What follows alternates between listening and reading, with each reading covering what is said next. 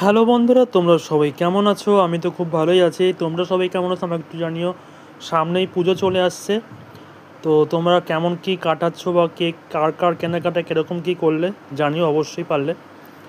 আর আমাদের তো নিরামিষ খাওয়া শুরু হয়েই গেছে, একদম চলবে সেই তোমাদের লক্ষ্মী পুজো অবধি। লক্ষ্মী পুজোর সময় আমাদের বরিশালের মধ্যে যে কোনো আমিষ তুলতে হয়, মানে আমিষ বলতে আমাদের মাছ, যেরকম হচ্ছে কই মাছ বা ইলিশ মাছ তুলতে হয়, মাকে দিতে হয়, ভোগ দিতে হয়। তো তারপরে কিন্তু আমরা আমিষ খেতে পারি। আর তোমরা যারা অবশ্যই খেতে চাও তোমরা কিন্তু অবশ্যই নবমীর পুজো হবে তারপরে তোমরা কিন্তু আমিষ ধরতে পারো।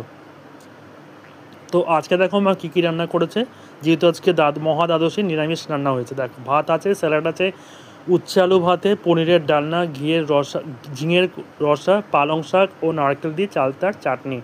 তো তোমরা দেখে বলো কেমন হয়েছে। তোমাদের সকলকে খুব ভালো, তোমরা সবাই ভালো থেকো, সুস্থ থেকো, আনন্দে থেকো। টাটা, শুভ দুপুর।